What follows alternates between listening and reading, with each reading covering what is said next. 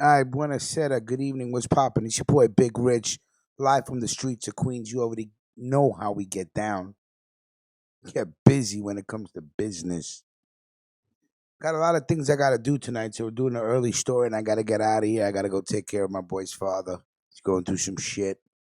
So we're gonna keep it moving. Of course, salute to the whole team, Team Ruckus. You know how we get down.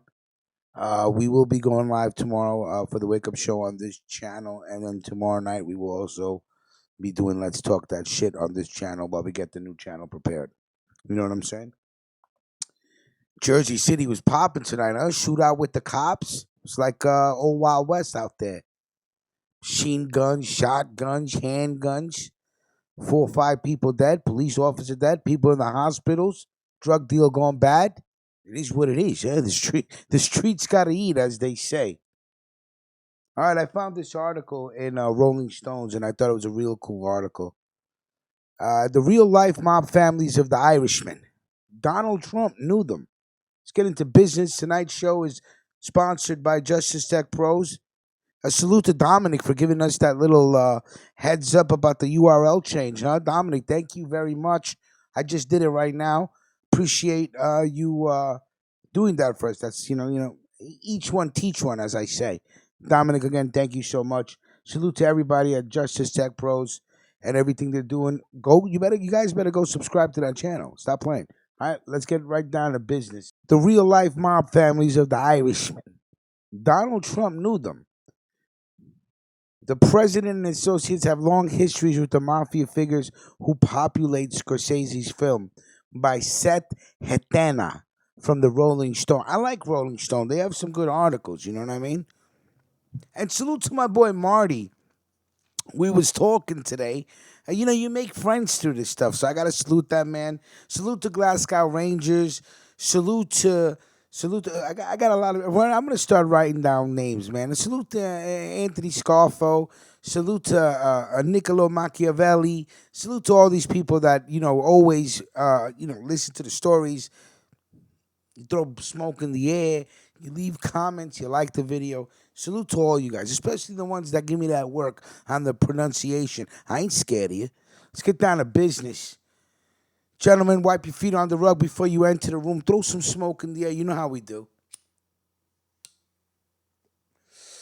Delicious.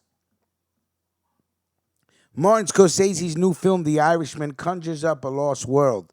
It depicts an era when the mafia was so powerful that it set off alarms in the Kennedy White House, and Scorsese even hints that organized crime was behind JFK's assassination. By the end of the 3 hour plus movie, a nostalgia fades, and so does the pinky ring finery. Every made man Scorsese introduces to the viewer is snuffed out until all that's left is Frank Sheeran, played by Robert De Niro, a disheveled, wheelchair-bound ex-hitman who's haunted by his memories.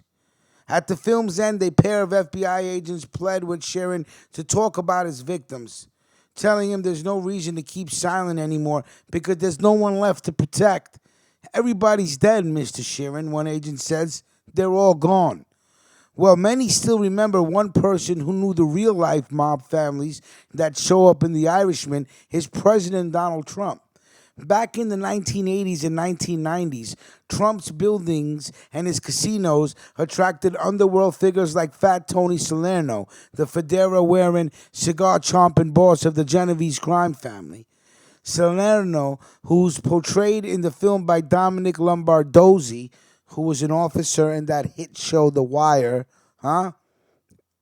HBO, supplied the fast-drying concrete that built Trump Tower and other Trump properties. Salerno also controlled the local concrete workers union, and when a strike shut down construction in Manhattan in 1982, one of the few buildings that wasn't affected was Trump Tower. The Irishman is based on a 2003 book, I Heard You Paint Houses, Frank the Irishman, Sheeran, and Closing the Case on Jimmy Hoffa by Charles Brandt. The title is reference to a special kind of painting Sheeran did that left his victims' brains on the wall. The book is full of characters who didn't make it onto the movie, but they did surface in Trump's world. One is Philadelphia mob boss Philip Testa, the Chicken Man, whose 1981 murder by nail bomb, Bruce Springsteen sings about it in the song Atlantic City. Testa's son sold Trump premium land that became a casino parking lot.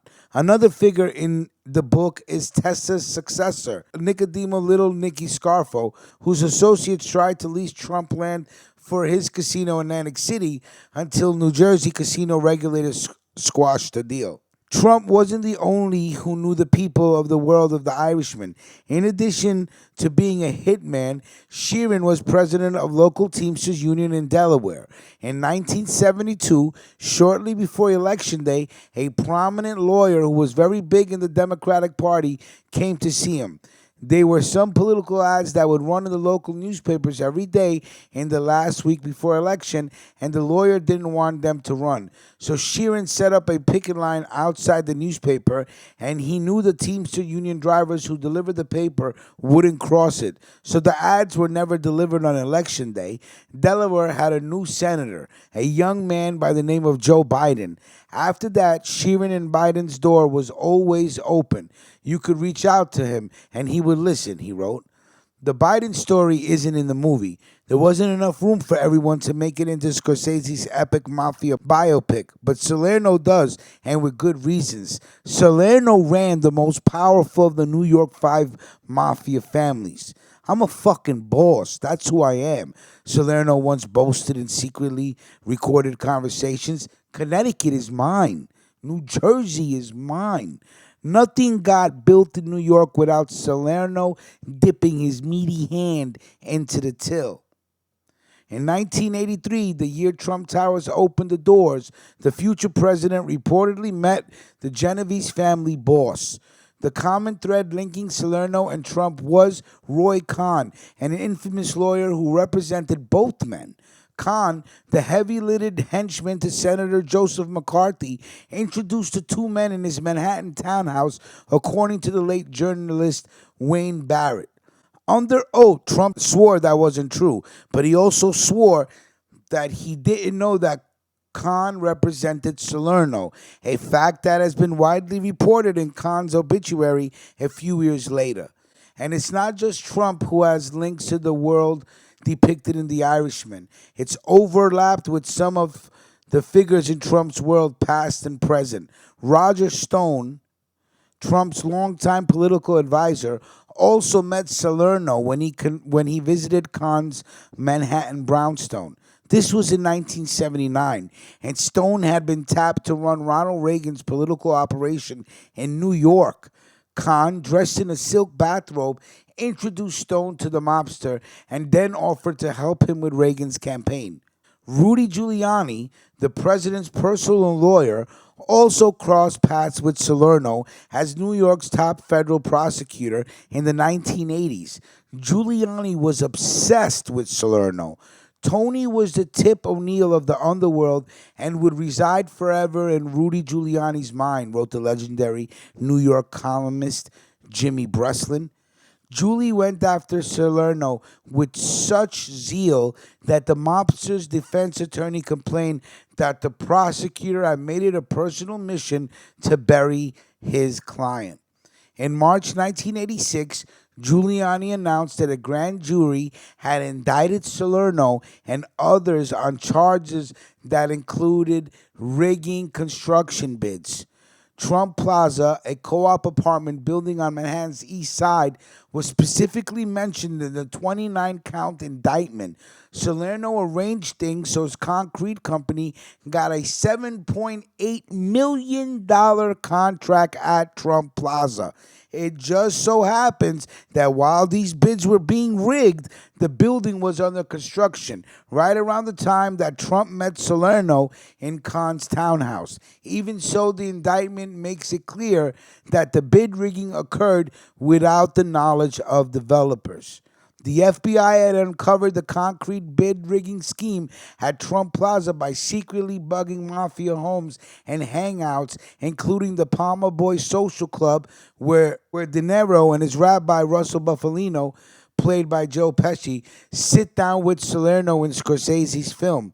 Giuliani, by his own account, listened to countless hours of secretly recorded conversation of mobsters, and he reportedly was able to pull off convincing impression of the mobster's scratchy voice. When you listen to those guys for thousands of hours, you can't help but sound like them, Giuliani once said. You're a disgraciad. You know that, Giuliani? You really are. You're a disgrace. More than 3 decades later, it's Giuliani who's under federal investigation for his dealings in Ukraine. Good for you, you piece of shit.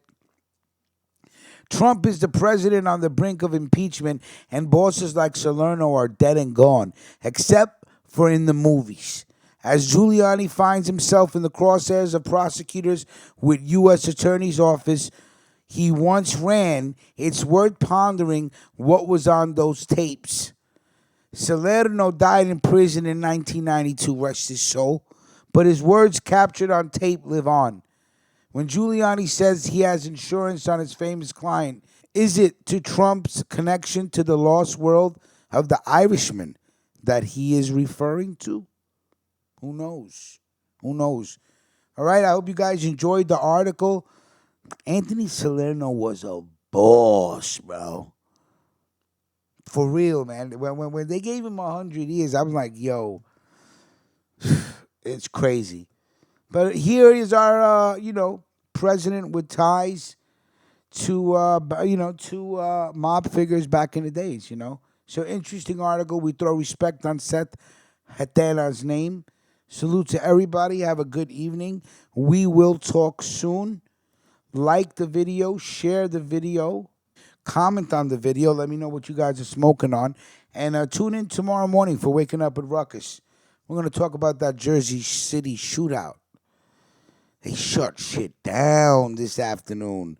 If you live in the tri-state area, you heard of the shootout.